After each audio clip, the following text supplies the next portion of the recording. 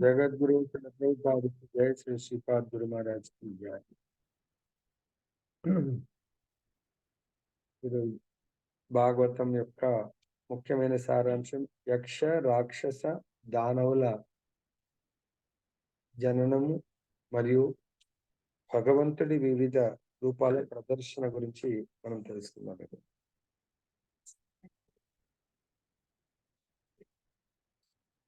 విససర్జాత్మనః కాయం నాభినద్దం తమోమయం జగృహుర్యక్ష రక్షాంసి రాత్రిం క్షుత్రసముద్భవాం.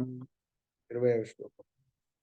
క్షుత్రభ్యాముపసృష్టాస్తే తం జగ్దు మధుమభిదుత్వోః మా రక్షతైనం జక్షద్వ మిత్యూజుః క్షుత్రుడర్పిధాః. 21వ శ్లోకం. దేవస్థానాః సంవిఘ్నో మాం జక్షత రక్షత అహో మే యక్ష రక్షాంసి ప్రజాయూయాం బభూవిధ.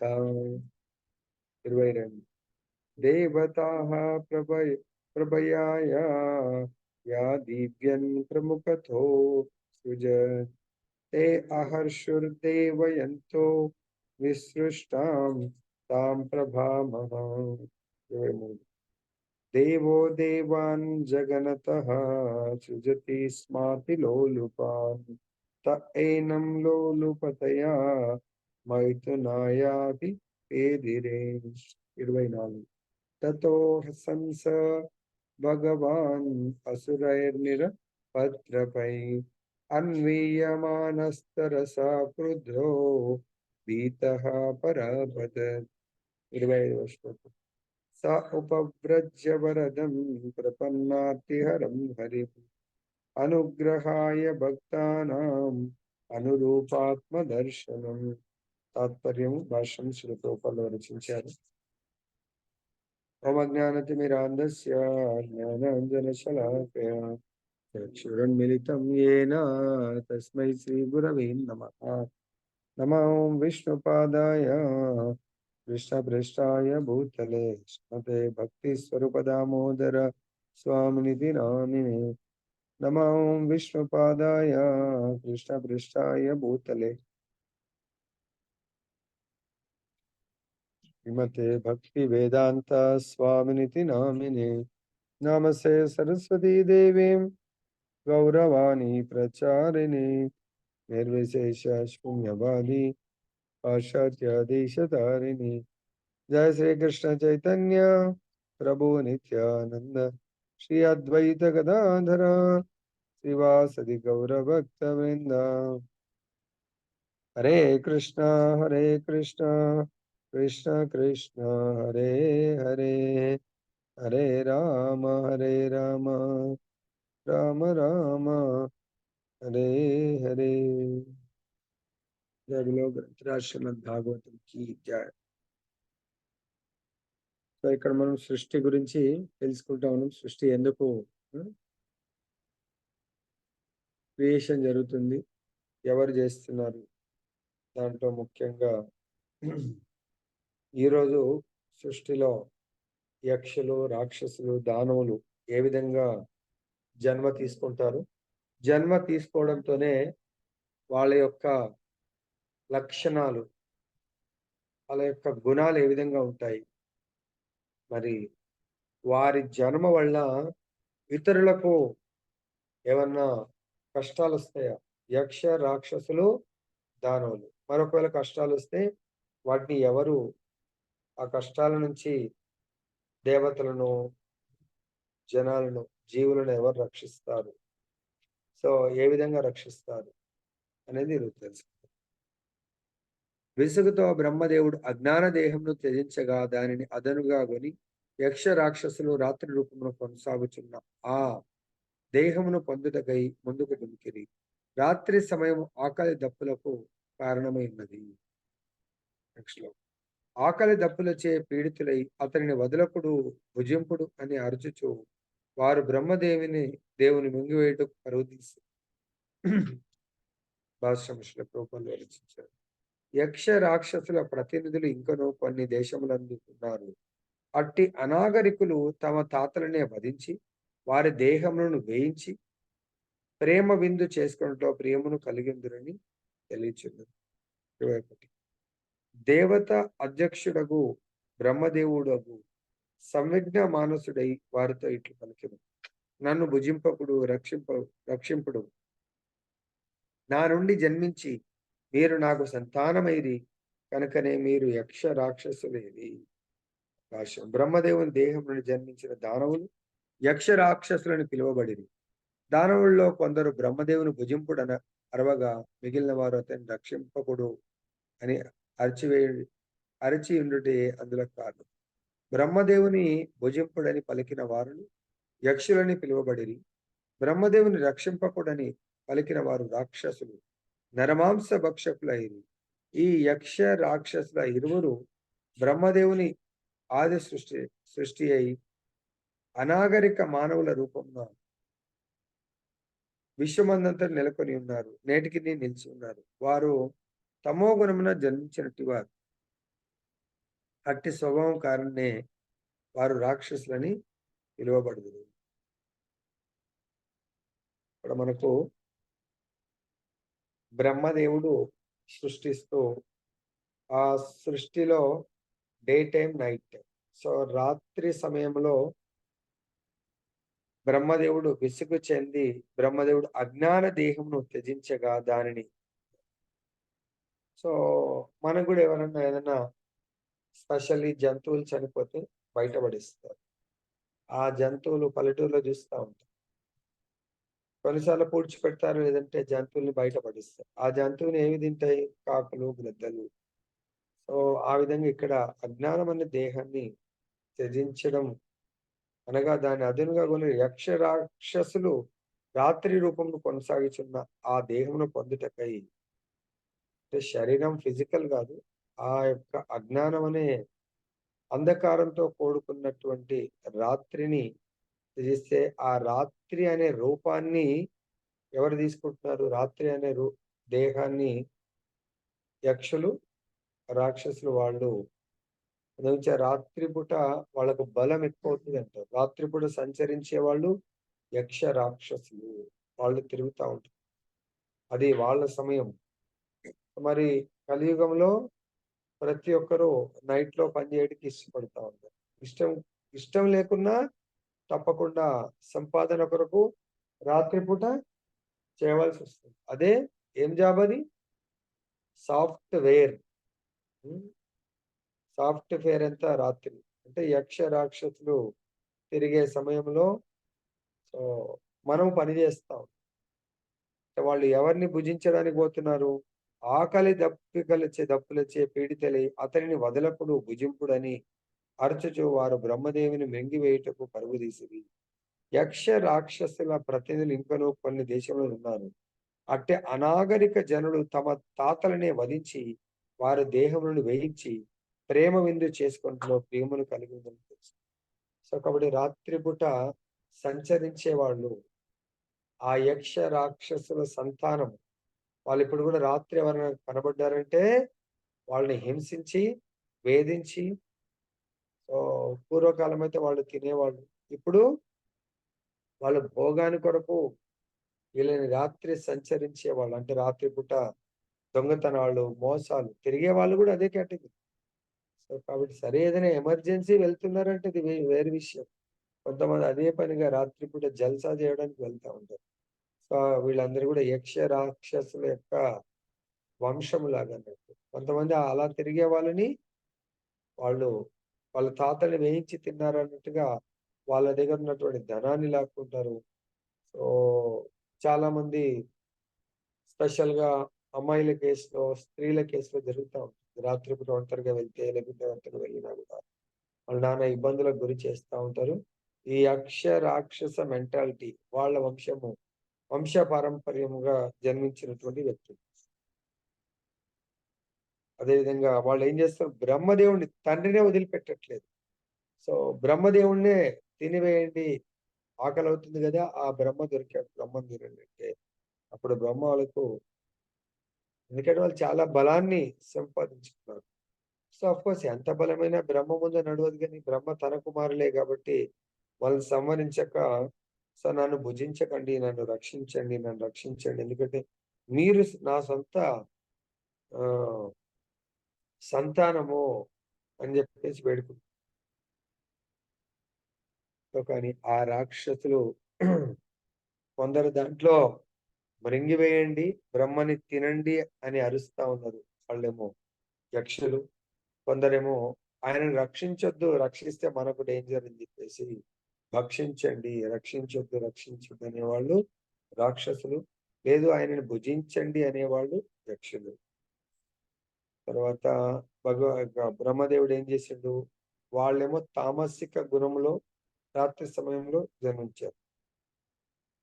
వాళ్ళకి ధీటుగా బ్రహ్మదేవుడు వాళ్ళేమో తమో గుణంలో, బ్రహ్మదేవుడు దైవీ గుణాలతో కూడుకున్నటువంటి దేవతా ప్రముఖులను సత్వగుణంలో పగటిపూట. ఇప్పుడు కూడా రాత్రి పూట ఎవరన్నా డెలివరీ అవుతే వాళ్ళకి ఎట్లైనా తామసిక లక్షణాలు, తమోగుణం వచ్చే అవకాశం ఉంది. దాంట్లో జన్మ తీసుకుంటారు. మళ్ళీ మీకు అనిపించవచ్చు ప్రభుజీ కృష్ణ భగవానుడు ఎప్పుడు జన్మించాడు? జన్మ కాదు భగవంతుడి అవతరణ. జస్ట్ అపియర్ అవ్వటం. ఇప్పుడు అలా పోల్చుకోకూడదు. సో భగవంతుడు గుణాతీతుడు. గుణాలతో సంబంధం లేదు. కాబట్టి మానవ మాత్రులకు మాత్రమే ఆ గుణాలతో సంబంధం ఉంది. కాబట్టి పగటి సమయమున దేవతా ప్రముఖులను బ్రహ్మదేవుడు క్రియేట్ చేస్తాడు, సృష్టిస్తాడు. రాత్రి కాలపు సృష్టించి దానవులు జన్మించగా పగటి సమయపు సృష్టి దేవతలు జన్మిస్తారు. కాబట్టి అందు గురించి మన దాంట్లో కూడా మానవుల్లో కూడా ఎవరైనా రాత్రి సమయంలో జన్మించారంటే వాళ్ళకు ఆ గడియలు చెడు అంతా కూడా వాళ్ళ పైన వచ్చే అవకాశం ఉంటుంది. ఇక యక్ష రాక్షసులు దానవులు తమో గుణంతో జన్మించగా దేవతలు సత్వగుణంతో జన్మిస్తారు. దేవతలు అనుభవించే సత్వగుణము, యక్ష రాక్షసులది తమో గుణము. దాని తర్వాత బ్రహ్మదేవుడు జగన్మ నుండి దానవులకు జన్మనొసగను. వారు మైథున ప్రియులు. సో ఇక్కడ యక్షులు వేరు, రాక్షసులు వేరు, దానవులు వేరు. ఓకే. సో యక్షులేమో వాళ్ళ మెయిన్ ముఖ్య లక్షణము సాధు పురుషుల్ని మృంగివేయాల అంటే వీళ్ళ భోగం కొరకు మృంగివేయాలంటే మనుషుల్ని ఇప్పుడు కలియుగంలో మనుషుల్ని మృంగివేయకున్నా వాళ్ళ ఆస్తిని వాళ్ళ దగ్గర ఉన్నటువంటి దాన్ని అపహరించాలని కోరుకునే వాళ్ళు యక్షులు. రాక్షసులు ఏంటంటే వాళ్ళని వాళ్ళ రక్షణ వలయం నుంచి వాళ్ళని అంటే వాళ్ళు ఎప్పుడూ భయభ్రాంతులకు గురి చేస్తారు వాళ్ళు రాక్షసులు. భయంతో జీవించకుండా మరణించాలని వాతావరణం కల్పించే వాళ్ళు రాక్షసులు. ఎవరిని చూసినా మన పక్కకు ఉన్నారనుకోని వాళ్ళు మన భయభ్రాంతులకు వెళ్ళిపోవాలి వాళ్ళు. అలా చేస్తారు. యక్షులేమో సంహరించాలని, వీళ్ళేమో జీవనమే దుర్భరంగా చేస్తారు. వారు రాక్షసులు. సో అందుకు వాళ్ళు రాత్రి సమయంలో జన్మిస్తారు. అదే విధంగా పిదప బ్రహ్మదేవుడు తన అంటే జగనములు అంటే పిరుదుల నుంచి దానవులు జన్మిస్తారు. వాళ్ళ కోరిక ముగ్గురు. ఈ దానవులేమో ఎప్పుడు మైథున సుఖమే వాళ్ళ జీవితం. సో మైథున సుఖం లేకుంటే వాళ్ళు జీవించలేరు. వాళ్ళు ఎవరితో మైథున సుఖం చేస్తారని సంబంధం లేదు. వాళ్ళ యొక్క సుఖ భోగం కొరకు ఎవరితోనైనా అమిత కామతురులైన కారణంన వారు సంభోగార్థమై బ్రహ్మను సమీపించింది. యక్షులేమో తినడానికి, రాక్షసులేమో బ్రహ్మని సంవరించాలనుకునడానికి, తర్వాత దానవులేమో వాళ్ళ మైథున సుఖం కొరకు బ్రహ్మని సమీపిస్తారు.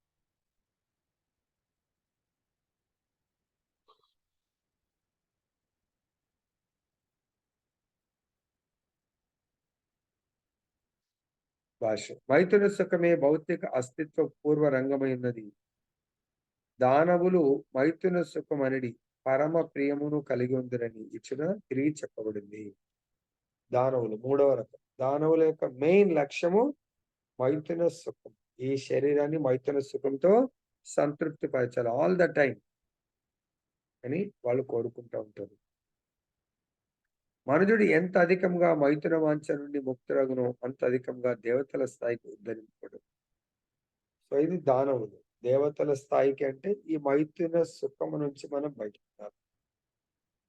ఎంత అధికంగా మైథున భోగమును మొగ్గు చూపునో అంత అధికంగా దానవ జీవితము పతనము చెంది. So simple. మానవులు కూడా మైథున సుఖం పట్ల ఎక్కువ ఇంట్రెస్ట్ ఉంటే దానవ రూపం అంటే మన జీవితం మొత్తం కూడా అది కూడా ఎందుకు మైథున సుఖం అనుభవించాలి అనేది మనకు శాస్త్రాలు వివరించాయి. శాస్త్ర సమ్మతంగా పెళ్లి చేసుకొని ఆ భార్య ద్వారా పిల్లల్ని కనడానికి కాకుండా మనం ఇష్టం ఉన్నట్టుగా మైథున సుఖం కొరకే జీవిస్తే నెక్స్ట్ లైఫ్ లో మనకు మానవ జన్మ రాదు, దానవుల జన్మ వస్తుంది. సో అదే విధంగా ఇతరులని ఎప్పుడు కూడా ఇతరుల ఆస్తిని ఇతరులని నష్టపరచడము అంటే వాళ్ళ యొక్క సంపత్తిని ఏదో విధంగా మొత్తానికి వాళ్ళ దగ్గర ఉన్నదాన్ని మనం లాక్కోవడం ప్రయత్నం చేస్తే యక్షులుగా రాక్షసులు అంటే ఎప్పుడూ ఇతరులను భయభ్రాంతులతో జీవింపజేసేట్టుగా చేసేవాళ్ళని రక్షించకండి అంటే వాళ్ళ రక్షణను తొలగించి పని చేసేవాళ్ళు రాక్షసులు. ఇతర అమాయకులు సాధువుల యొక్క రక్షణను తొలగించేవాడు వాడు రాక్షసుడు. దానవుడు అంటే మనం ఈ విధంగా ఈ ముగ్గురి వివరణ. దానవులు అనేది ఎప్పుడు అందుగురించే దానవులల్లా రావణాసురుడు రావణాసురుడు ఏం చేశాడు?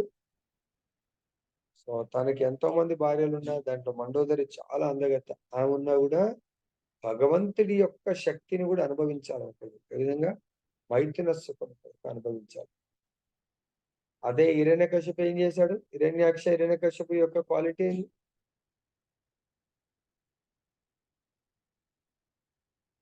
హిరణ్యకశిపు వాళ్ళు భగవంతున్నే మింగివేయాలనుకుంటారు. భగవంతుడు లేడు అని వాళ్ళు సృష్టించాలనుకుంటారు. ఇప్పుడు ఒక్కొక్కరు ఒక విధంగా యాక్ట్ చేస్తూ ఉంటారు. దానవులు, యక్షులు, రాక్షసులు. అదేవిధంగా ఇక్కడ పూజనీయుడగు బ్రహ్మదేవుడు తొలుత వారి మూర్ఖత్వము నవ్వినను ఆ సిగ్గుమాలిన అసురుడు తనను సమీపించుటను గాంచి కుపితుడయ్యను. పిదప భయంతో వేగంగా పరుగు తీసెను. భాష్యం. కామతురులకు దానవులు తమ తండ్రి ఏడును గౌరవం కలిగి ఉండదు కనుక అట్టి దానవ స్వభావులకు పుత్రులను వదిలివేటే బ్రహ్మదేవుని వంటి సాధు గుణమును కలిగిన తండ్రికి పరమోత్తమ నీతియే ఉన్నది. సో కాబట్టి నిన్న కూడా మనకు జైని శ్రీనివాస్ ప్రభు ఏదో క్వశ్చన్ అడిగినట్టు. ఏం క్వశ్చన్ ప్రభుజీ? మరి వాళ్ళు మనం ఎంత చెప్పినా వినరు సంథింగ్ ఏదో. దానవ ప్రవృత్తి ఉన్న వాళ్ళని వదిలివేయటం వాళ్ళు వంటి సాధు గుణమును కలిగిన తండ్రికి పరమోత్తమ నీతియే ఉన్నది. దానవ స్వభావాలకు పుత్రులను వదిలివేయటే ఎవరిని వదిలేయాల? ఎవరు వదిలేయాలి? దానవుల యొక్క లక్షణం ఏంటి? సో సృష్టిలో బ్రహ్మదేవుడు ఈరోజు ఎవరెవరు సృష్టిస్తున్నాడు?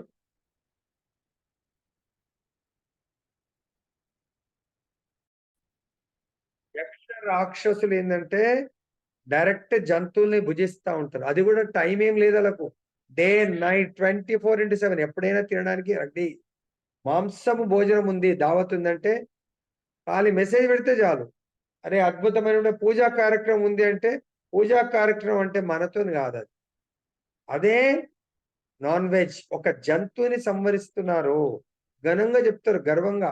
అక్కడ 5, 6, 10 జంతువుల బలి జరుగుతుంది, ఆ బలి మన కొరకే అని ఆ దావత్కు వెళ్లే వాళ్ళు యక్ష రాక్షసులు. దేనికి దేనికి వెళ్తుంటారు? పూజ జరుగుతుంటుంది, అక్కడ బలి పూజ జరుగుతుంది. బలి పూజకు వెళ్లే వాళ్ళు యక్ష రాక్షసులు. ఆ జీవుల్ని తినడానికి చాలా ఇష్టం ఉంటుందని ఏం చెప్పట్లేదు, భాగవతం చెప్తుంది. దయచేసి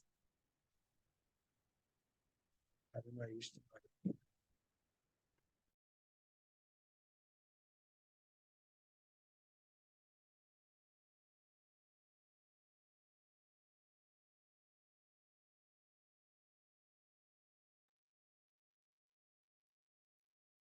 దయచేసి ఎవరు తప్పుగా భావించుకోకండి. ఇది భాగవతం మన యొక్క సృష్టి గురించి మనకు చెప్తున్నారు. అంటే జస్ట్ సింపుల్. ఇప్పుడు నా వెనక ఏం ఫోటో ఉందంటే రాధామాధవ్. నేనేం డ్రెస్ వేసుకున్నానంటే హరినామ్ చాదర్. అలానే మన యొక్క గుణాన్ని బట్టి మన యొక్క లాస్ట్ లైఫ్ చెప్పొచ్చండి. Last life. ఈ లైఫ్ నాకు చాలా జంతువుని బలివ్వటము, తినడం ఇష్టం అనుకోండి. లాస్ట్ లైఫ్ నేను ఎటువంటి గుణంలో జీవించాను, ఎటువంటి లక్ష్యంతో నేను మరణించాను. ఇప్పుడు కారణం గుణసంగస్య సత్ అసత్ యోని జన్మస్. సో ఈ జన్మ యొక్క కారణము లాస్ట్ లైఫ్ లో నేను ఎటువంటి గుణంలో ఎటువంటి కర్మలు చేశాను, ఎటువంటి వ్యక్తుల సాంగత్యం తీసుకొని నేను కర్మలు చేశాను, కర్మ ఫలాలను ఇప్పుడు అనుభవిస్తున్నాను. లాస్ట్ లైఫ్ లో ఎటువంటి వ్యక్తుల యొక్క సాంగత్యం ఇష్టపడ్డాను నేను. ఈ లైఫ్ లో సపోజ్ ఒకడికి జంతు బలిలు చాలా ఇష్టం, జంతువులు తినడమే నా లక్ష్యం. వేరేది కూడా తింటాం కానీ అదంటే చాలా ప్యాషన్ గా ఉన్నా అనుకోండి. ఇక్కడ మనమనే ఆత్మలు, కానీ మనం శరీరంగా భావించి దాని పట్ల చాలా ఇంట్రెస్ట్ చూపిస్తాం.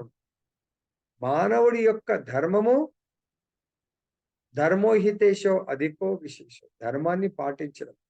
ధర్మం అంటే ఎవరు చెప్పారు?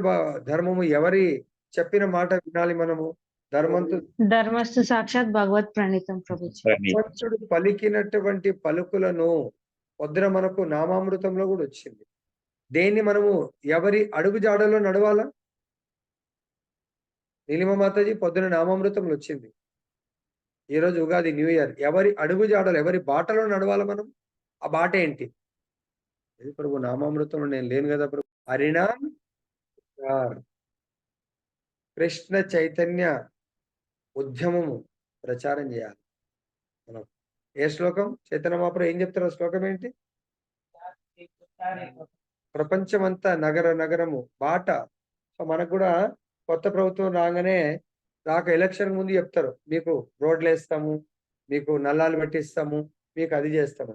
చైతన్య మహాప్రభు మనకి ఏ బాటను చూపించాడు? ఏం చేయమన్నారు? ఊరూరు నగరానికి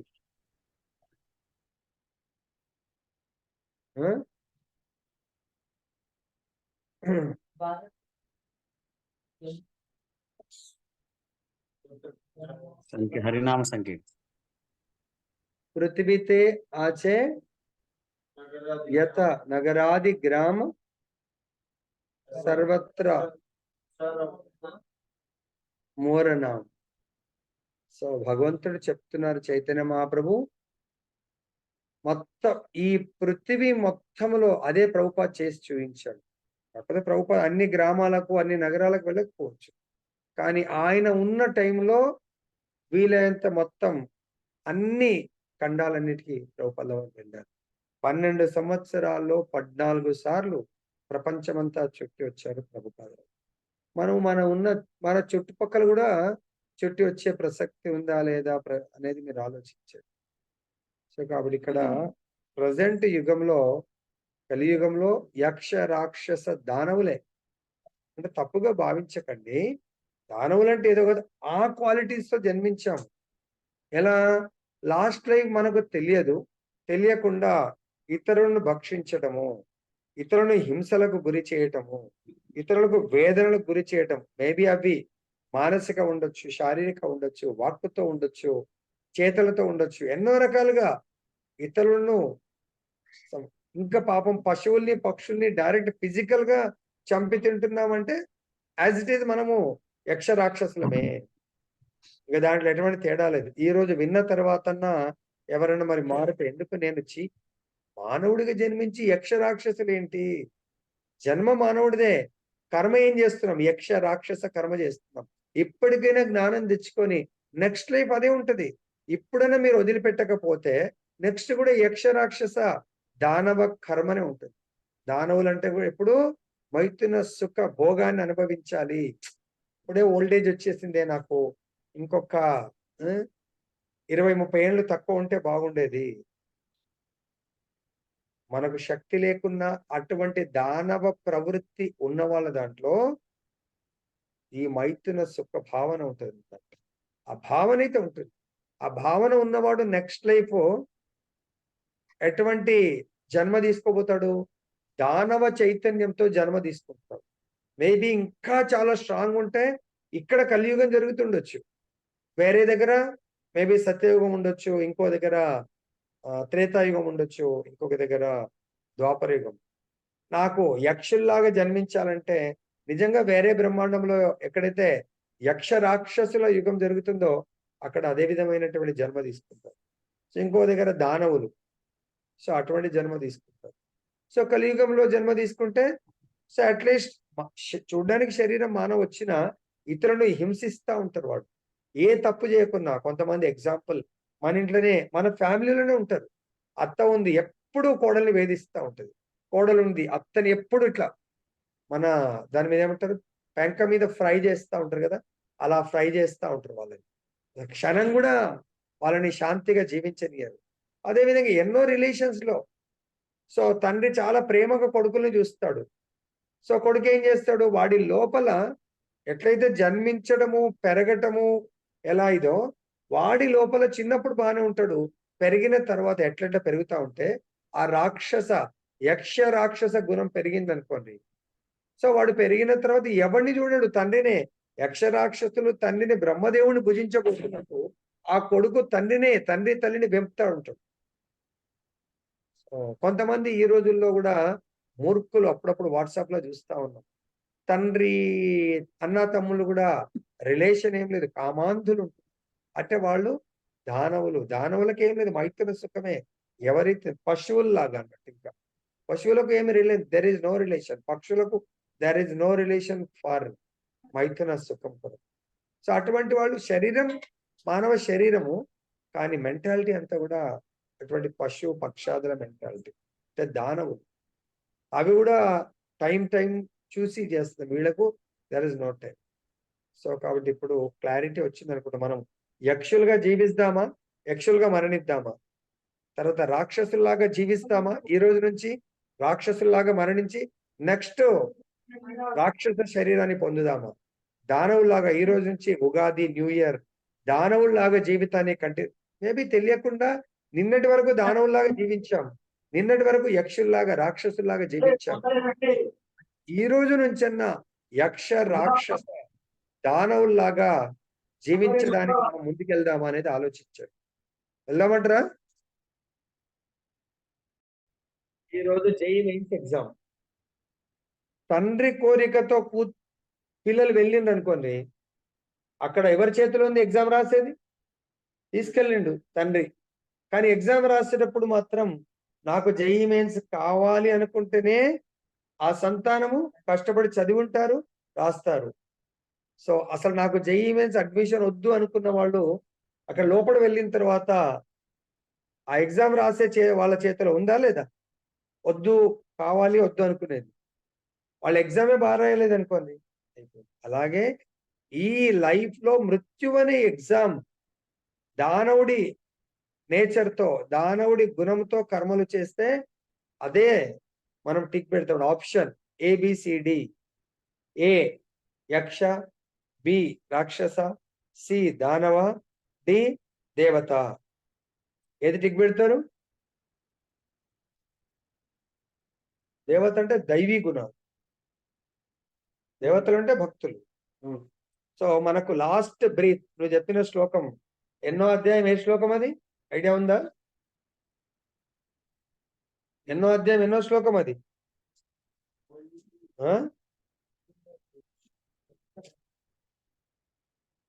ఎన్నో అధ్యాయము?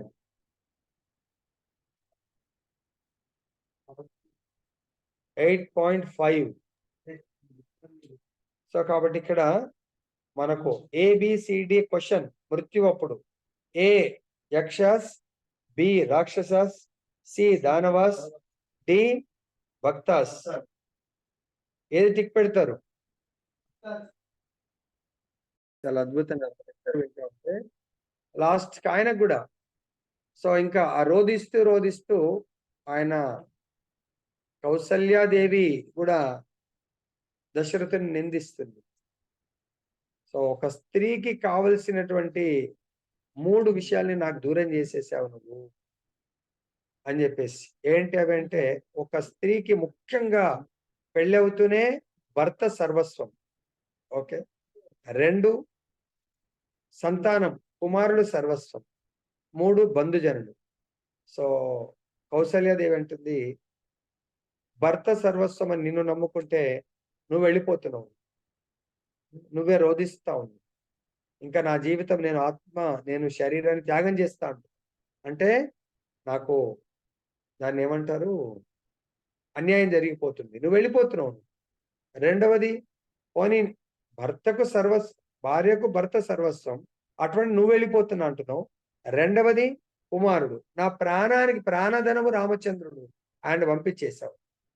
మూడవది, బంధుజనం, నాకు బంధువులందరినీ వదిలేసి నీ దగ్గరకు వచ్చాను. సో కూడా మూడింటిని కూడా లేకుండా చేసేసావు అని చెప్పేసి అనడము. అప్పుడు ఇమ్మీడియట్ గా ఆయన ఇంకా క్షోభకు గురైపోయి కళ్ళు కనబడకుండా వెళ్ళిపోతుంది. దశరథుడికి కళ్ళు కనబడట్లేదు. సో కాబట్టి ఇక్కడ మనకు ఒక్కొక్కటి క్షీణించిపోతుంది అప్పుడు. కానీ మనకు ఏముంటుంది ప్రవృత్తి, మనము చేసుకున్న కర్మ ఇమ్మీడియట్ గా దశరథుడి యొక్క ఆ అంటే ఆయన యొక్క బాధ, దుఃఖము దేంతో కూడా పోల్చలేము. దానికి కారణం అప్పుడు చెప్తున్నాను, కౌసల్యాదేవి అప్పుడు నిందించినప్పుడు, నా యొక్క ఇటువంటి దుస్థితికి కారణము నేను చేసుకున్నటువంటి కర్మ అని చెప్తుంది. అక్కడ భగవంతుడి విరహంలో దశరథ మహారాజ్ దుఃఖిస్తున్నాడు. రామచంద్రుడు నా ప్రాణం, ఆయన లేకుంటే ఈ శవము జీవోత్సవం లాంటిది అని. కానీ నా ప్రాణాన్ని విడగొట్టడానికి కొరకు ఇక్కడ ఇంకా ప్రాణము రామచంద్రుడు వెళ్ళిపోయాడు. సో వెళ్ళిపోయిన తర్వాత ఈ శరీరంలో ఇంకా ఏముంది, ఏమీ లేదు. మనం కూడా కొన్నిసార్లు ఏదైనా మనకు అనారోగ్యం అయితే అన్ని పార్ట్స్ పాడవుతాయి, హాస్పిటల్ వెళ్తే లేదండి 99.9% అవుట్, 0.01% హోప్ ఉంది. 1% కూడా మనకు హోప్ లేనప్పుడు ఇంకేముంటది. కానీ ఆ విధంగా ఆయన కూడా నాకు ఇంకా జీవించే పరిస్థితి లేదు అని. కానీ దీనికి కారణం మాత్రము నాకు ఎప్పుడు గుర్తొస్తుంది. భగవంతుడు ఏం చెప్తాడు 15.15 ప్రకారం, నీ యొక్క ఏంటి 15.15 శ్లోకం, స్మృతి జ్ఞానం.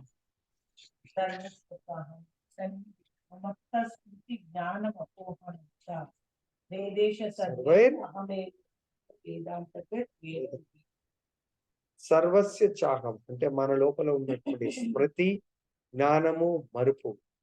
సో అప్పుడు భగవంతుడు కౌసల్యాదేవి నిందించిన తర్వాత దశరథుడికి తను చేసిన కర్మ గుర్తొస్తుంది.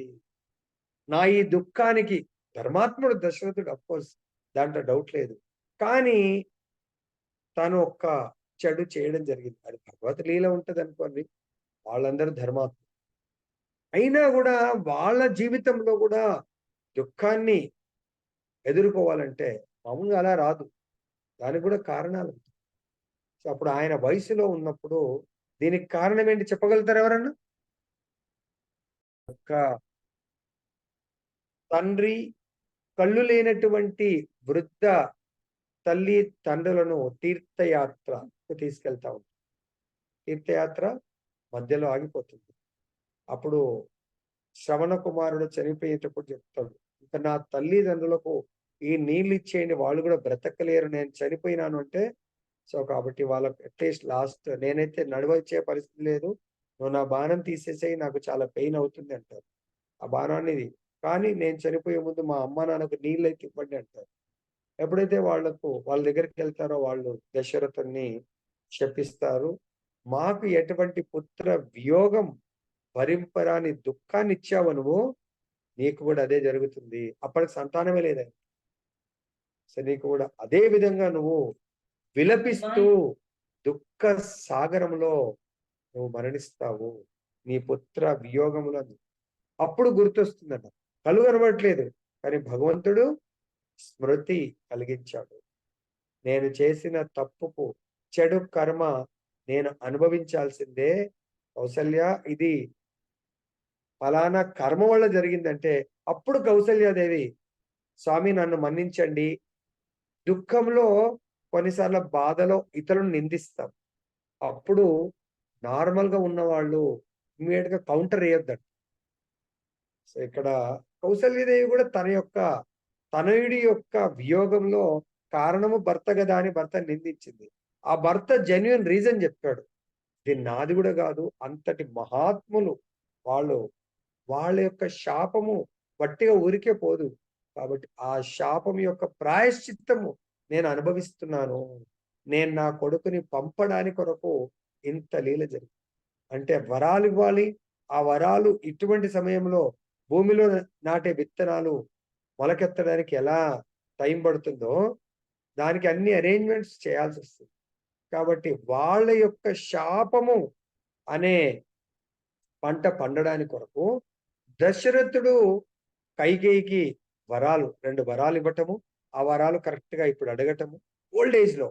సో ఆ వరాలను తీర్చడము, రామచంద్రుడు వెళ్ళిపోవడము, ఆ దుఃఖ వియోగములో ఆయన కళ్ళు కనబడకుండా, వాళ్ళకు కూడా కళ్ళు లేవు, కనబడలేదు.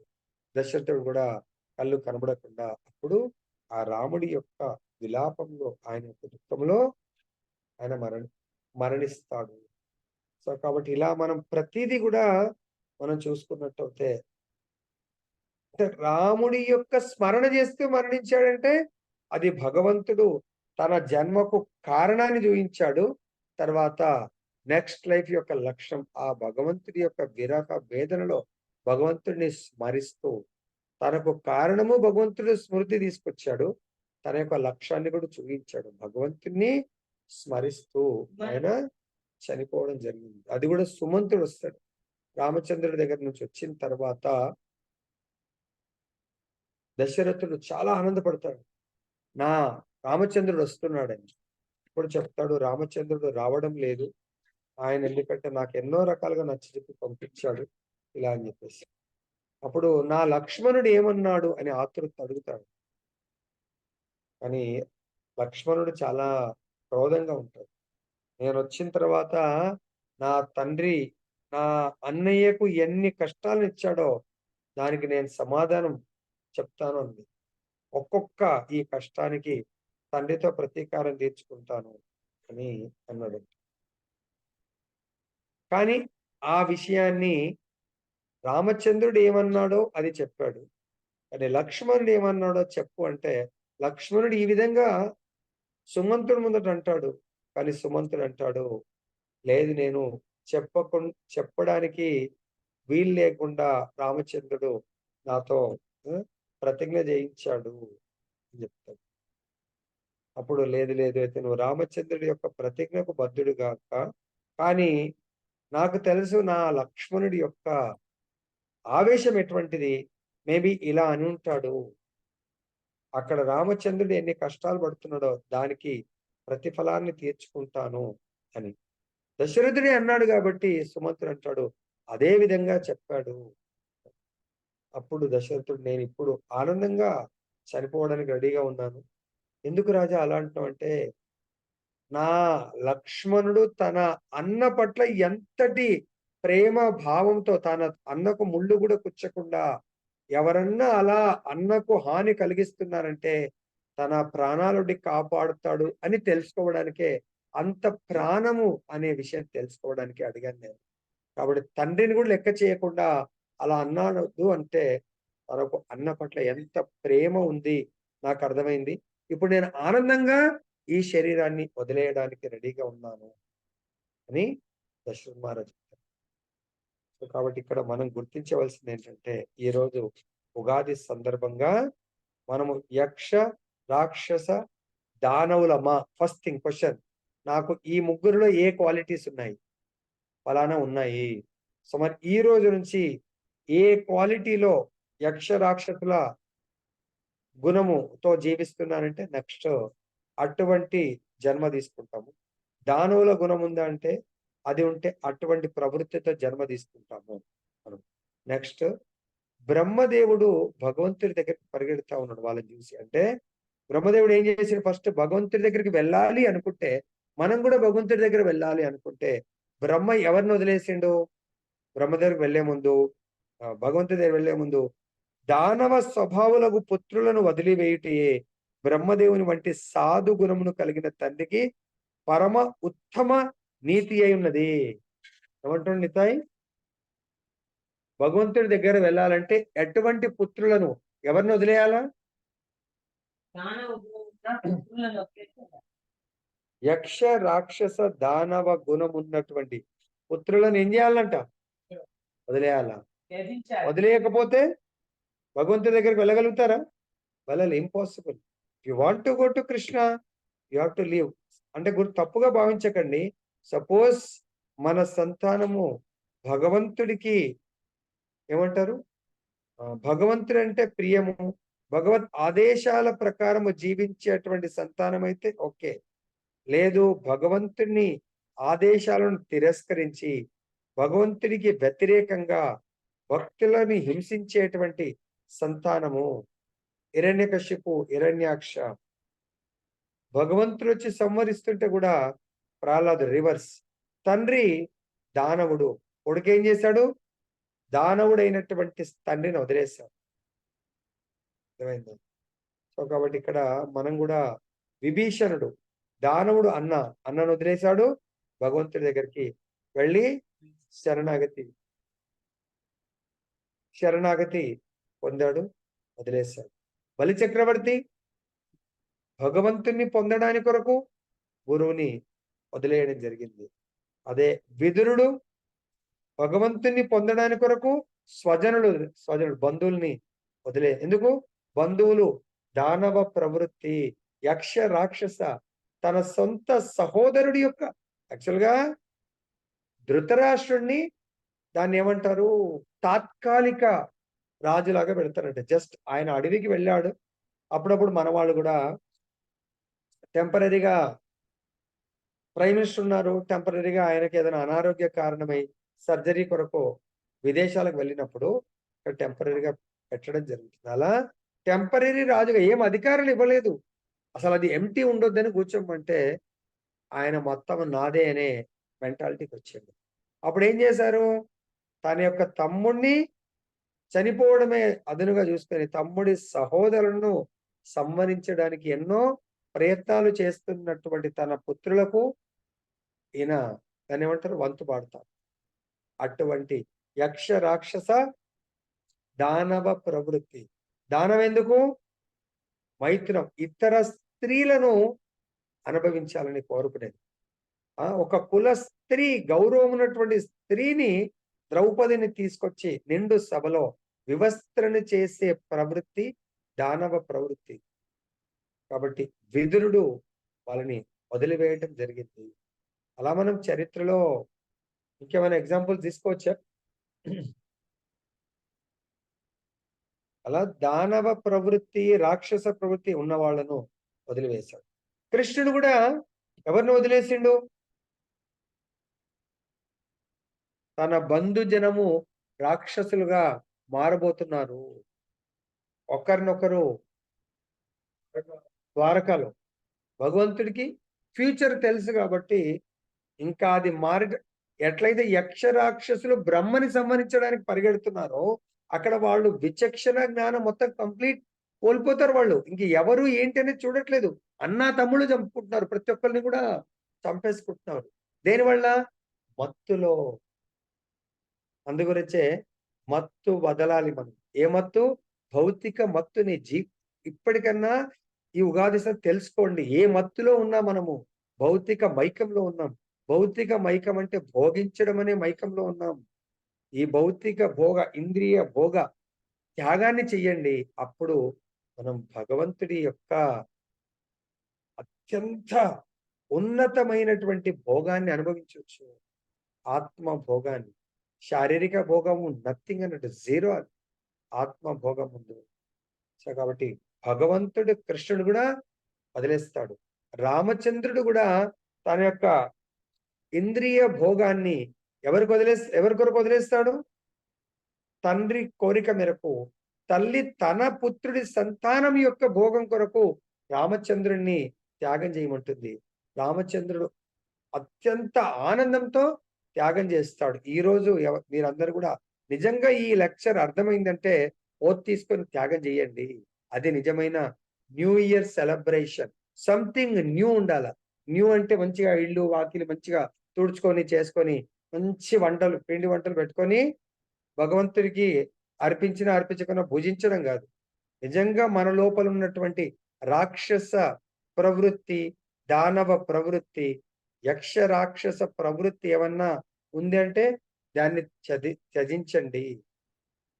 సో రామచంద్రుడు భోగాన్ని త్యజించాడు. ఎవరి కొరకు త్యజించాడు? ఎందుకు వెళ్ళిండు రామచంద్రుడు? తన సొంత భోగాన్ని త్యజించిండు. ఎవరి భోగం కొరకు వెళ్ళిండు? రామచంద్రుడు అడవులకు వెళ్తే ఎవరికి ఆనందం? ఇక్కడ ఉంటే ఎవరికి ఆనందం? ఇక్కడ ఉంటే వాళ్ళ ప్రజలకు ఆనందం. అఫ్ కోర్స్, ఎందుకు? తన సుఖాన్ని చూస్తే వాళ్ళు ఆనందపడతారు. కానీ అక్కడ కొన్ని వేల లక్షల మంది భక్తులు అనాది కాలం నుంచి ఎంతో కాలం నుంచి రామచంద్రుడి యొక్క దర్శనం కొరకు, సాంగత్యం కొరకు వాళ్ళు ఎంతో తపస్సులు చేస్తా ఉన్నారు, ఘోరమైనటువంటి తపస్సులు.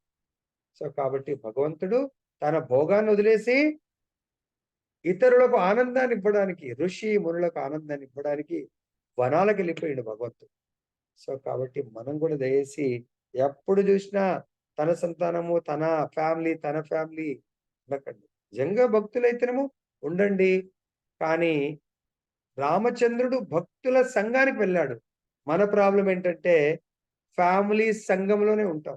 మనం కూడా ఎప్పుడన్నా అవకాశం వచ్చినప్పుడు మన ఇంటిని వదిలేసి, ఒకవేళ అందరిని వదిలేం కాదు, అందరూ భక్తులు అయితే అందరిని తీసుకొని వెళ్ళండి భగవంతుడి యొక్క మందిరానికి, భక్తుల సంఘానికి. రామచంద్రుడు భక్తుల సాంగత్యానికి వెళ్ళాడు.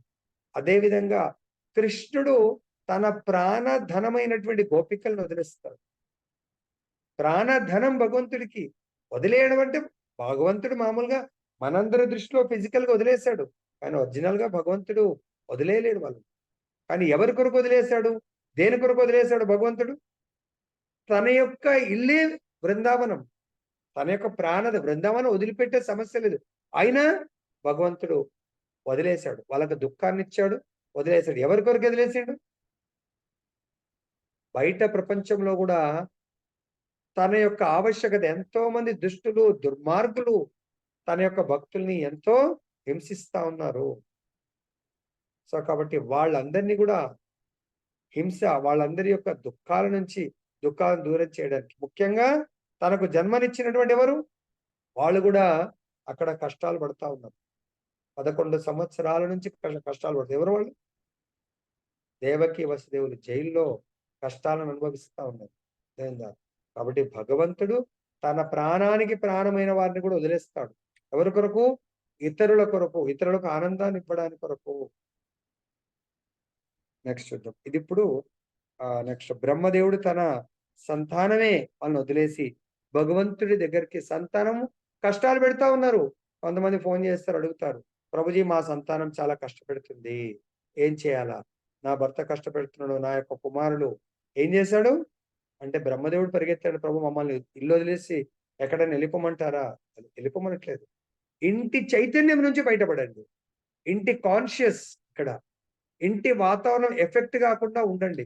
తప్పదు. మహాతాజీలు అనగానే ప్రభుజీస్ అంటే సరే ప్రభుజీ వెళ్ళేసి ఏదైనా ఆశ్రమంలో ఉండండి, ఏదైనా టెంపుల్లో ఉండండి. మాతాజీలు అయితే ఆశ్రమం, టెంపుల్ వెళ్ళడానికి లేదు. కాబట్టి ఇంటి యొక్క వాతావరణం నుంచి మీరు ఇంట్లో తామసిక వాతావరణం ఉండొచ్చు, యక్ష రాక్షసులు దానవులు అంటే తామసిక వాతావరణం ఉండొచ్చు. ఆ వాతావరణం నుంచి మీరు సత్వగుణ వాతావరణం, దేవతలకు కూడా భగవంతుడు మన బ్రహ్మదేవుడు జన్మ ఇవ్వడం జరిగింది.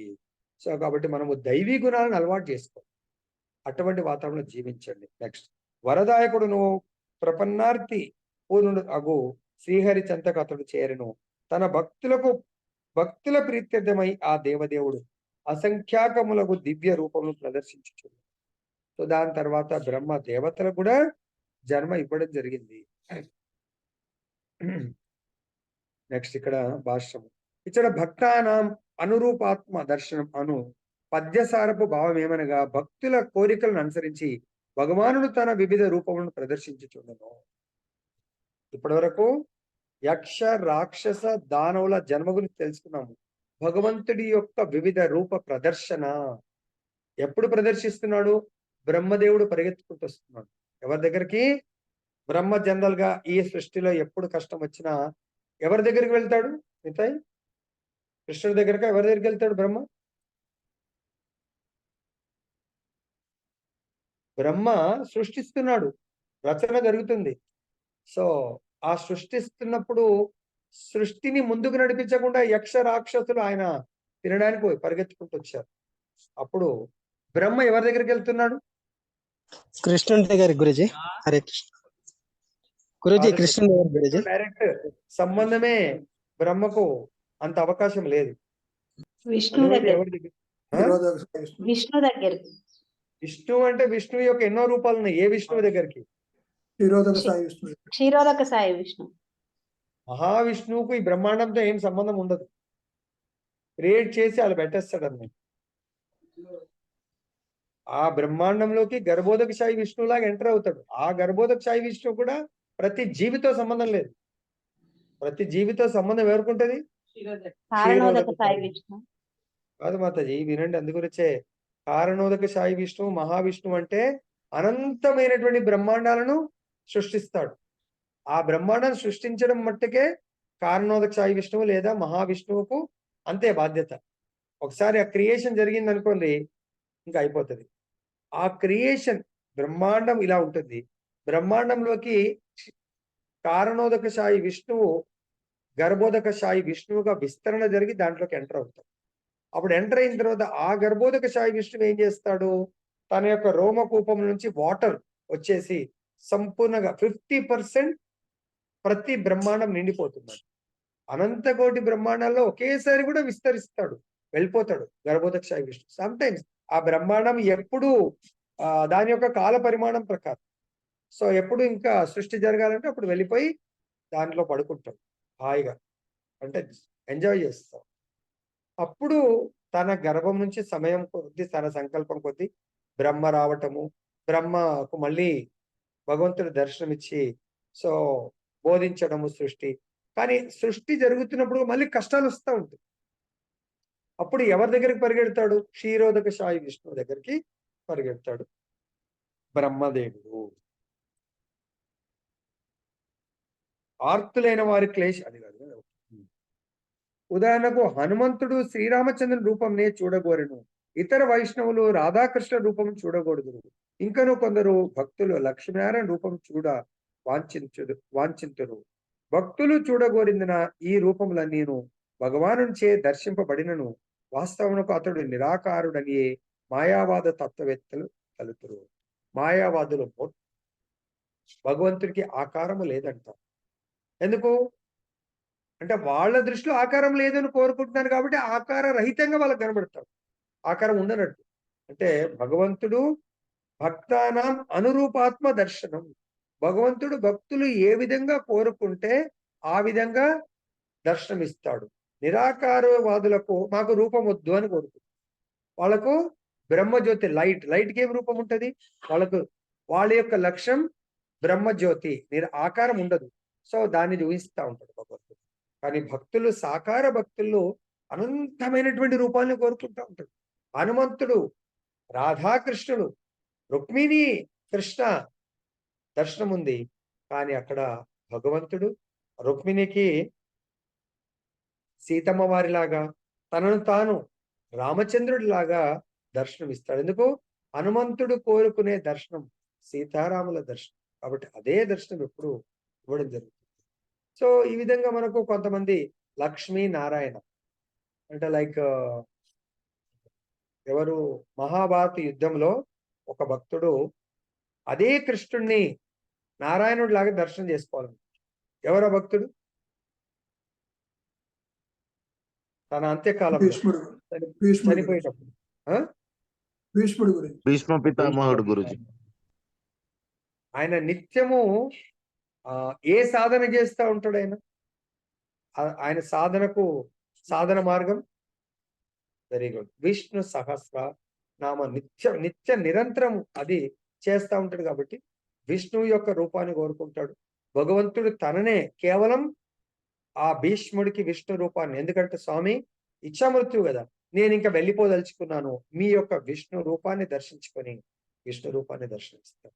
అదే అర్జునుడికి ఎన్ని రూపాలను దర్శనమిస్తాడు? భగవద్గీత బోధన జరుగుతున్నప్పుడు మొదటి రూపం ఏది ఇస్తాడు? అర్జునుడు ఏ రూపాన్ని కోరుకుంటాడు? మొట్టమొదటిగా అర్జునుడు ఏ రూపాన్ని కోరుకుంటాడు? చతుర్భుజనారాయణ విశ్వరూపాన్ని కోరుకుంటాడు. ఎందుకు? ఈ విశ్వం గురించి చెప్తున్నాడు. మొత్తం ఈ సృష్టికి నేనే కర్తనని. అసలు నువ్వు సృష్టికర్తవు ఎలా? ఇప్పుడు సపోజ్ ఏదైనా పంట పొలం ఉంటుంది, ఆ మొత్తం పంట పొలము నాదే అంటామని. అంటే ఆ భూమిలో ఉన్నటువంటి ఆ చెట్లు చేమలు అన్ని కూడా నావే. అంటే ఒక కంచె ఉంటది, ఇది నాదే అంట. ఒక ఇంటి బయట నుంచి ఇల్లు మాదే అంటే ఇంట్లో లోపల ఉన్నవన్నీ కూడా నాదే అన్న. ఇల్లు నాదే అంటే ఇంట్లో లోపల వస్తువులు నావి కాదు అంటే మేబీ ఆయన రెంట్కి ఇచ్చిండొచ్చు, అంతే కదా. వేరేవాళ్ళు లీజ్ తీసుకుంటే లోపల ఉన్నది వేరే వాళ్ళది. కానీ లేదండి నేను దీంట్లోనే ఉంటున్నా, ఇంట్లో ఉన్న ప్రతిదీ నాదే, ఇల్లు కూడా నాదే. కొన్నిసార్లు ఇల్లు వేరే వాళ్ళది ఉంటుంది, మనం రెంట్కి. లేదండి ఇంటి ఓనర్ని నేనే, ఇంట్లో ఉన్న ప్రతి వస్తువు నాదే అంటే అవునా ప్రభుజీ ఎలా నమ్మాలంటే ఆయన ఇంట్లో రోజు నివసిస్తున్నాడు అనుకోని అప్పుడు నమ్మచ్చు. అట్లనే విశ్వ రూపాన్ని కోరుకుంటాడు. ఈ విశ్వం మొత్తం నీ లోపల ఉన్నట్టు చూపించు నాకు, ప్రతిదీ నేనే కారణము, సర్వకారణ కారణం అంటే అప్పుడు నాకే కాదు, నాకు తర్వాత రాబోయే ప్రతి జీవి కూడా ఎస్ ఈశ్వర పరమకృష్ణ సచ్చిదానంద విగ్రహ అనాదిరాదిర్ గోవింద సర్వకారణ కారణం, అన్ని కారణాలకు కారణభూతుడు ఆ గోవిందుడు అని బ్రహ్మగుడు స్తుతించాడు. సో వేరే వాళ్ళందరూ కూడా ఋషి మునులందరూ అంటున్నారు, కానీ నాకేమో చూడాలని ఉంది, విన్నాను కానీ ఇప్పుడు చూడాలని ఉంది ప్రభు అంటాడు. అంటే చూసిన తర్వాత నమ్మేటువంటి వాడు ఎన్నవ ఇంటెలిజెంట్? 4 రకాల వ్యక్తులు ఉంటారు. ఒకరు ఎన్నవ, ఏ రకం భక్తుడు, ఏ రకం వ్యక్తి కింద వస్తాడు? హరే కృష్ణ. ఇంటెలిజెంట్లలో ఎన్నో రకం ఇంటెలిజెంట్? చూసిన తర్వాత నమ్ముతాను. రెండవ రకం గురుజీ. హరే కృష్ణ. రెండవ రకం గురుజీ. వెరీ గుడ్, హరి బోల్ కృష్ణ ప్రభుజీ. మొదటి రకము చెప్తే వింటారు గురుజీ, రెండోదేమో చూస్తే నమ్ముతారు గురుజీ. మూడు అనుభవించిన తర్వాత మారుతారు గురుజీ. వెరీ గుడ్, హరి బోల్. 4 ఏమో గురుజీ అంత ఐడియా లేదు గురుజీ. వెరీ గుడ్, 3 అయితే చెప్పావు Prabhuji. Very good, very nice. 4వ రకం ఎవరు? 4 రకాల వ్యక్తులు ఉంటారు. మా కృష్ణ ప్రభు చెప్పిండు, విని జీవితం సుధరాయించుకుంటాడు, మారిపోతాడు. 2 చూసి, ఇందాక యక్ష రాక్షస దానవ గురించి విన్నాము, మారుతాడు ఈ రోజు నుంచి. 2వ రకం యక్ష రాక్షసులు ఏం చేస్తారు, వాళ్ళ యొక్క ప్రభు చూస్తాడు, అది నేను చెయ్యొద్దు అర్థమైందా. 3వ వాడు అనుభవించిన తర్వాత మారిపోతాడు, వద్దున్నాయి. 4వ వాడు ఏం మారాడు? చూసిన తర్వాత ఏం మారాడు? అనుభవించిన తర్వాత కూడా చేంజ్ ఉండదు. మరి మనం ఏ కేటగిరీలోకి వస్తాం? మనం ఏ కేటగిరీలో ఉంటాం? మనం ఈరోజు చెప్పాము యక్షులు, రాక్షసులు, దానవులు.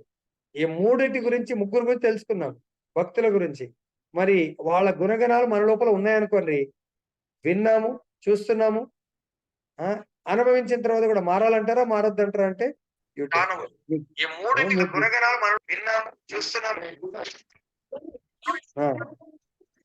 చూడండి ఒకసారి, మీరు ఆలోచించండి. ఓకే, ఎక్కడి నుంచి వచ్చినాము? అర్జునుడు మొదట ఏ రూపాన్ని కోరుకున్నాడు? దర్శనం, భగవంతుడి యొక్క విశ్వరూపాన్ని. ఆ విశ్వరూపంలో ఏమున్నాయి? సృష్టిలో బయట ఏమున్నాయో మొత్తం కూడా ఉన్నాయి అందులో. బయట ఏం చూస్తున్నామో ఈవెన్ అర్జునుడు కూడా ఉన్నాడు ఆ విశ్వరూపంలో. అర్జునుడు, కృష్ణార్జునుడు కూడా దాంట్లో ఉన్నారు. కృష్ణార్జునుడు రథం ఉంది దాంట్లో. ఈ యుద్ధంలో నిలబడ్డటువంటి ప్రతి ఒక్కరు కృష్ణుడి లోపల ఉన్నారు. అదే కాకుండా లోపల కాదు, వాళ్ళ మృత్యువు కూడా జరుగుతూ ఉందండి. లోపల ఉండడమే కాదు, వాళ్ళందరూ ఒక్కొక్కరు మరణిస్తూ ఉన్నారు. కృష్ణుడు వాళ్ళని వెంగివేస్తా ఉన్నారు. మళ్ళీ వేరే రూపాల్లో జన్మిస్తే అది విశ్వరూపం. ఇక అది చూసి భయపడిపోయి నెక్స్ట్ ఏ రూపాన్ని కోరుకున్నాడు అర్జునుడు? మాతాజీ ఏ రూపాన్ని కోరుకున్నాడు? హరే కృష్ణ. చతుర్భుజ నారాయణ రూపం ప్రభుజీ. హరే కృష్ణ. Very nice. చతుర్భుజ నారాయణ రూపం దర్శించుకోవాలను అంటే ఈ విరాట్ రూప కృష్ణుడు మరియు చతుర్భుజ నారాయణుడు ఒక్కడే కాదా? సో తన నుంచి చతుర్భుజ నారాయణుడు అదే రథం మీద చతుర్భుజ నారాయణుని దర్శనమిస్తాడు. సో అప్పుడు ఆ చతుర్భుజ నారాయణుడు ప్రణామం చేసుకొని తర్వాత ఇంకా నాకు ఏ రూపాలు అవసరం లేదు. ఏ రూపం కేవలం ఏ రూపం కోరుకున్నాడు? హరే కృష్ణ. విజయ శ్యామసుందర రూపం. విభుజ శ్యామసుందర రూపాన్ని కోరుకున్నాడు. ఇక వేరే ఏం వద్దని చెప్పేసి. కాబట్టి ఇక్కడ మనకేం చెప్తున్నారు? భక్తులు లక్ష్మీనారాయణ రూపం కూడా వాంఛితులు. భక్తులు చూడగోరినందున ఈ రూపంలన్నీ భగవాన్చే ధరింపబడినను వాస్తవంలో అతడు నిరాకారుడనియే మాయావా తత్వవేత్తలు తలుతు. వాళ్ళ దేవుని నిరాకార రూపాన్ని కూడా దర్శనమిస్తారు భగవంతుడు. వాళ్ళు మాయావాడు. కానీ అట్టి భావన సత్యము కాదని బ్రహ్మ సంహిత నుండి మనం తెలుసుకోగలము. ఏలైన భగవానుడు పలు రూపంలో కలిగినట్టి వాడు కనుకనే అద్వైతం అచ్యుతం అనాది అనంత రూపం బ్రహ్మ సంహిత యందు అనగా భక్తుని ఊహ ప్రకారం అతని ఎదుట భగవానుడు గోచరించునని కాదు, శ్రీకృష్ణ భగవానుడు అసంఖ్యాక రూపంలో కలిగి ఉన్నాడని బ్రహ్మ సంహిత యందు తిరిగి వివరించున్నది. అంటే మనమేది కోరితే ఆ విధంగా ఇవ్వడానికి భగవంతుని మన సర్వెంట్ కాదు. నిరాకారులు భగవంతుడి రూపము లేదు అని కాదు, వాళ్ళ యొక్క లక్ష్యము ముక్తి. నిరాకార బ్రహ్మజ్యోతిలో లీనమవ్వాలంటే it is there they can go. కాబట్టి భగవంతుడు ఆయన సంకల్పం కొద్దీ అవతరించడం జరుగుతుంది. ఒకవేళ భక్తులు ఇప్పుడు హిరణ్యకశిపు ఉన్నాడు, తపస్సు చేసి తన మృత్యుని తనే కోరుకుంటాడు. ఆ రూపంలో మృత్యువు కావాలి. కాబట్టి భక్తుడు ప్రహ్లాదుని ఏం కోరుకోలేదు అటువంటి దర్శనం కావాలి. ఆ దానవుడు కోరుకున్నాడు అటువంటి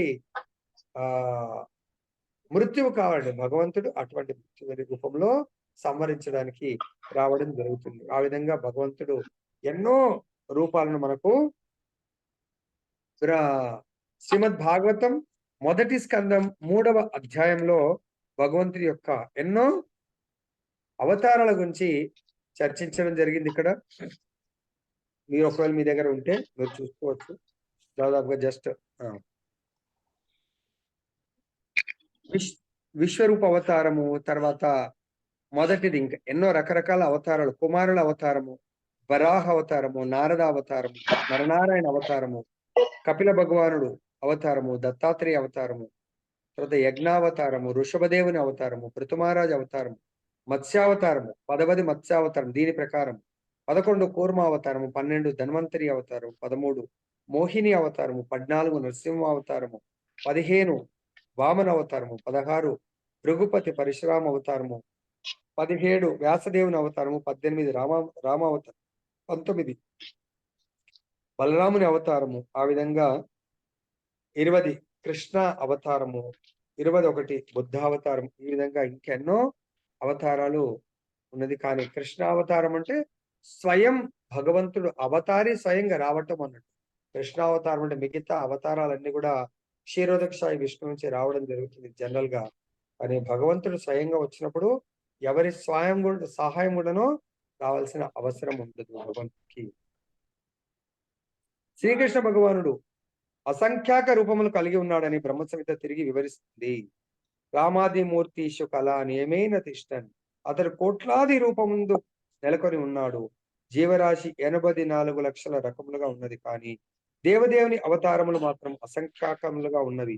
సముద్రపు టలలు అగణితమైనను నిరంతరం గోచరించుచు అదృశ్యమైనట్లుగా శ్రీకృష్ణ భగవానుని అవతారము రూపములు అసంఖ్యాకమై ఉన్నవి.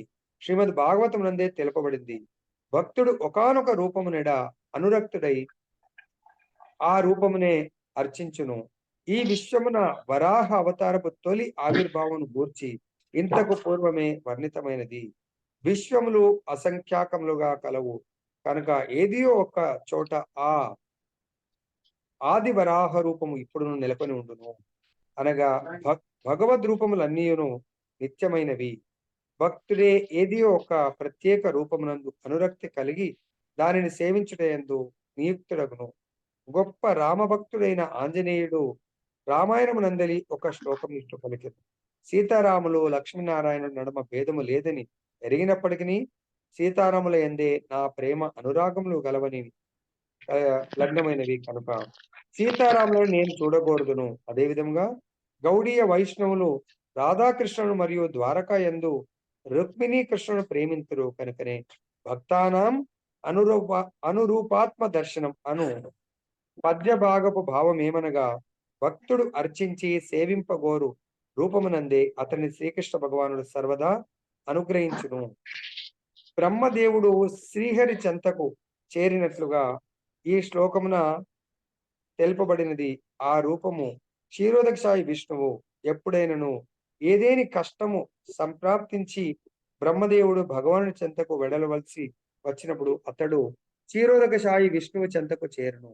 విశ్వమునందలి కల్లోలమును గూర్చి తెలపడకు బ్రహ్మదేవుడు ఆ దేవదేవుని చెంతకు ఎప్పుడు ఏగినను కరుణతో భగవానుడు పలు విధములుగా వారి నుండి విమోచన కలిగించును. కాబట్టి ఇక్కడ భగవంతుడు మనకి ఏం చెప్తున్నాడంటే భక్తుడు ఏ విధంగా కోరితే భక్తుల కోరికలకు అనుగుణంగా భగవంతుడు అటువంటి రూపాలను లైక్ ఇప్పుడు హనుమంతుడు ఉన్నాడు. కృష్ణుడు రాముడికి తేడా లేకున్నా హనుమంతుడు నేను రామున్నే దర్శించుకోవాలనుకుంటే రాముడిలాగా తర్వాత రుక్మిణి సీతమ్మ వారిలాగా దర్శనం ఇవ్వడం జరుగుతుంది. కలియుగంలో కూడా ఆంజనేయ స్వామి మురారి గుప్తగా జన్మ తీసుకుంటాడు చైతన్య మహాప్రభు లీలలో పాల్గొనడానికి. సో అప్పుడు చైతన్య మహాప్రభు మాయాపూర్లో మనం యోగపీఠ్ దాటిన తర్వాత భక్తి సిద్ధాంత సరస్వతి ఠాకూర్ యొక్క టెంపుల్ దగ్గర పొలాల్లోంచి నడుచుకుంటూ వెళ్తే ఉంటుంది. సో ఇవన్నీ మాయాపూర్ యాత్రలో చూసాం మనం. మురారి గుప్తా అప్పుడు అక్కడ నివసించేవాడు. చైతన్య మహాప్రభు ఆయన అప్పుడు సీతారాములని ఆయన నిత్యము ఆరాధిస్తూ ఉంటారు. చైతన్య మహాప్రభు చెప్తారు లేదు కలియుగంలో హరినామం చెయ్యండి, సో కృష్ణుని రాధాకృష్ణుని వర్షిప్ చేయండి అంటే ఎంత చెప్పినా వినడు. లేదు లేదు నా ఆరాధ్య దైవము సీతారాముని. అప్పుడు చైతన్య మహాప్రభు ఆయనకు స్వయంగా నేనే రాముణ్ణి నేనే కృష్ణుణ్ణి అని దర్శనమిస్తాను, నేనే చైతన్యుని షడ్భుజ రూపాన్ని.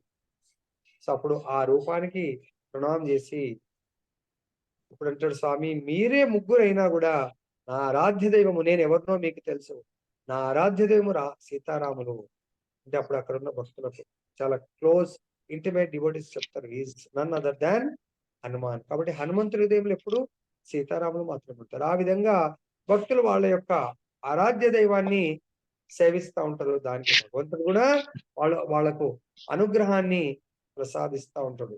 సో మనం అంటే మన యొక్క ఆ ఇంటి మన భావము ఇంపార్టెంట్ అండి. సో దీనికి లాస్ట్ గా అంటే మన భావం ఈవెన్ చాలా శుద్ధంగా పవిత్రంగా ఉంటే భగవంతుడు మనము కొలిచే ఈవెన్ మీరు అందరిలో లడ్డు గోపాల్ ఉంది దాంట్లోంచి కూడా భగవంతుడికి మనందరినీ కూడా ఆశీర్వదించవచ్చు. సో కాబట్టి దానికి కారణము ఎలా మనం ఆశిస్తులు అంటే మనం అచంచలమైనటువంటి విశ్వాసంతో కూడుకొని ఉండాలి. సో ఆ విశ్వాసము లేకుంటే మనము భగవంతుని సంపూర్ణ భావపూరితంగా ప్రేమపూరితంగా విశ్వాసంతో దృఢమైనటువంటి విశ్వాసంతో భగవంతుని సేవించాలి. అలా సేవిస్తే భగవంతుడు ఈవెన్ సో మన కొరకు ఆయన ఏ విధమైనటువంటి రూపాన్నైనా తీసుకోవడానికి రెడీగా ఉంటాడు అనేది ఒక నిజంగా జరిగిన వృత్తాంతము చెప్తాను, దాంతో ఎండ్ చేద్దాము. రాజస్థాన్ లో ఒక ఊర్లో రాజుగారు మరియు జమీందారు వాళ్ళ కూతురు ఈయనకో కూతురు ఆయనకో కూతురు ఉంటారు. వాళ్ళు చాలా క్లోజ్ గా ఉంటారు. ఆ పిల్లలిద్దరు కలిసి చిన్న పిల్లలు కలిసి ఆడుకుంటారు చేస్తారు. ఒకసారి ఆ రాజుగారి దగ్గరికి ఒక మహాభక్తుడు వస్తాడు. అతనికి బస ఏర్పాటు చేస్తాడు విడిది. అప్పుడు ఆయన ఆ గురువు గారి దగ్గర ఒక శాలిగ్రామం ఉంటుంది. ఆ శాలిగ్రామం ఎక్కడ వెళ్ళినా తీసుకొని వెళ్తా ఉంటాడు. ఆ శాలిగ్రామ్ శిలను సేవిస్తూ ఉంటాడు ఆయన. అది చూసి వాళ్ళ ఇంట్లో కూడా మనం కూడా మన భక్తులు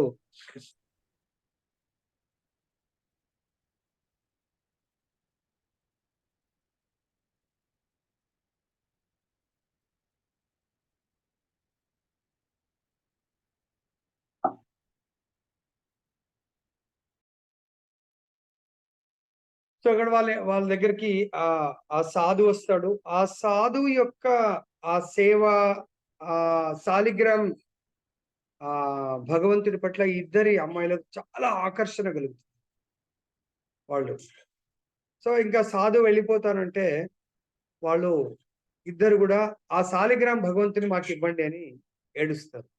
రాజుగారు అంటారు, స్వామి మరి మా పిల్లలు చాలా కోరుకుంటున్నారు, ఈ యొక్క సాలిగ్రామ్ ని వాళ్ళకి ఇవ్వండి అంటే వాళ్ళు సాధువు అంటాడు, లేదు లేదు, వాళ్ళు చిన్న పిల్లలు, వాళ్ళకి ఏం తెలుసు, సాలిగ్రామ్ అంటే స్వయం భగవంతుడు, ఆ భగవంతుని నిత్య ఆరాధన, నిత్య ఇదేం ఆడుకునేది కాదు, సో సేవించాలంటే లేదు. వాళ్ళు అంటారు, లేదు లేదు మేము సేవిస్తాం, మీరు ఎలా చేశారో అలాంటి సేవని మేము చేస్తాం, మాకు ఇవ్వండి అంటారు.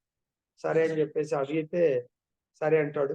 అయితే అక్కడ ఒక నది ఉంటే ఆ నదిలో సేమ్ అలాంటి బ్లాక్ స్టోన్స్ తీసుకొచ్చి ఆ నదిలోంచి కడిగి తీసుకొచ్చి, సరే మీకు ఇలాంటిదే నేను ఇస్తున్నాను, చెరొకటి ఇచ్చేస్తాడు.